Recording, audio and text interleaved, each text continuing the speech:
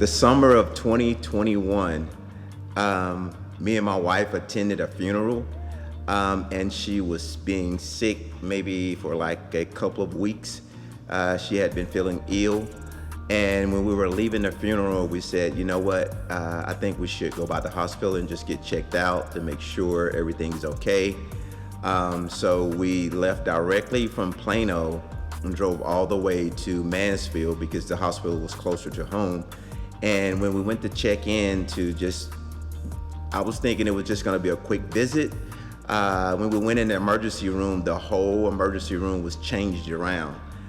It was COVID. So there were so many people there, and 90% of the people there were for COVID. So when she went to the table to get checked in, it was checking her vitals and everything, and they checked her oxygen level. It had dropped so low to it was like 30, was it 30? It had dropped all the way down to 30, and they started making these sounds. The people started running. All the doctors and nurses came out, and they pulled the wheelchair out, and they said that we're gonna intake her. So I didn't know what was going through my mind. My son was with me, and they told me I had to go home, and they pushed her away, put an oxygen mask on her, and that was the last I seen of her for maybe like 4 or 5 months. So when I actually walked in the hospital room or in the emergency room, the first thing he said to me when he checked my oxygen level, the intake nurse, he said, "Oh, you flew in on wings today." And it really didn't register with me what he was actually saying until, of course, later. I went into the triage area, and inside the triage area, of course, the doctors are coming in and out. And when they gave me the oxygen, I felt like I was doing better. And so when they said, we really need to intubate you, I thought, no, I don't want to do that, because I had heard the stories of being, under. And then from there, that's kind of when the faith part kicked in, because I had friends, my family members, that showed up in the emergency room and started to pray. She was under, and I couldn't speak with her. Now I remember the first time I seen her, they did it with an iPad, so I can see her with an iPad. And with the iPad, she had all these tubes in her. She couldn't hear me, she couldn't see me, and I could just see her head move a little bit. So the only thing I could do is just go back what I know, and that is to pray. And what I started doing is I would call to the hospital every 3 times a day. In the morning, I would call, they would put the iPad on, I would pray with her and play worship songs. And at that time, this is where everything was kicking in, because I feel like I'm so strong, I can do everything by myself. And everyone was calling saying, what's going on, how she's doing? And it was at the point sometimes I didn't even know, and she was doing worse than what I was telling them. The doctor was saying bad things, like saying negative things, like she's not gonna make it probably. We haven't seen anybody recover, but I was still standing on the word, standing in faith that I knew that the word would not return back void. And we kind of went from there. And I remember the first time she did get well enough where she could wake up, but then she got sick again. She got sick again with pneumonia, and it was the same situation, and she went back under again. She was in the hospital for a long time. I mean, she was in there where when I was visiting, when I did have time to go visit, when it was time for me to visit, and I was walking by rooms, I just thought the people were getting well and were leaving the rooms. I didn't know the people were dying. So I'm walking through, it's like a death path every day. And it seems like the more I prayed, the worse things were getting.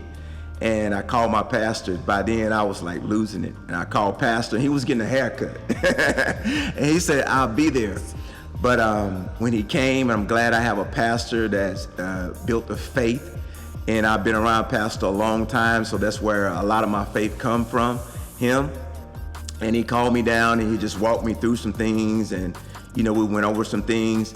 And pastor being pastor, he was looking for a little bottle of oil, and he couldn't find it. So he had this big bottle of oil. So you see these 2 men walking through the hospital with a big bottle of oil and me coming, and they already was looking at me like, this guy here just coming just to be coming. And when he went in the room and he told me, he said, this is one thing, and I think this was the turning point as well. He said, we're gonna do our part and we're gonna let the Lord do his part. And Pastor anointed my wife with oil, and they told me, they said, she may wake up tomorrow, or it may be a couple of months before she wake up. And when Pastor anointed her, and I know by faith, I know the next day, my wife woke up. The next day she woke up, and that's when we began the journey of recovering. One of my friends found out I was in the hospital, and they are friends with one of my clients. My clients is best friends with one of the head people at Mansfield Methodist Hospital.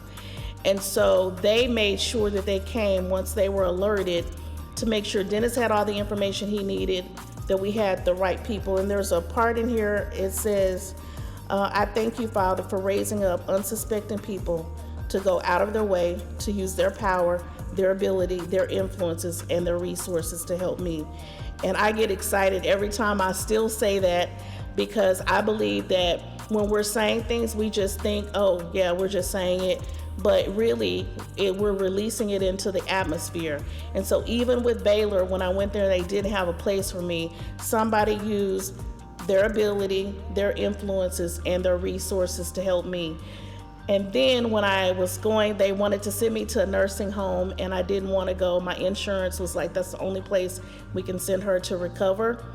The CEO of the hospital used their ability, their influences, and their resources to help me. And so that we had the right resources so I could come home and recover, to get outpatient rehab, to begin walking again on my own, to get off of oxygen, which I was on. 2 Kings 20:30, it says, Hezekiah said, remember now, O Lord, I beseech thee, how I have walked before thee in truth and with a whole heart, and have done what is good in thy sight. And I just wanted to share that so people understand there's nothing I won't ask for now from that experience. There's nothing I won't ask for. There's nothing I won't ask people for. And there's not anything I won't ask God for. But I still want to make sure that I serve wholeheartedly, because I believe I had asking status in that moment because of my service in the kingdom. We're the Millers, and this is our testimony. And we chose to say it, will you? Thank you, everyone, for sending in your testimonies. We are enjoying reading them. We're going to get back to you. Hey, for the rest of you who have not done it yet, remember, send in your testimony to sayit@wotfc.com. Say it with your chest. Let's go.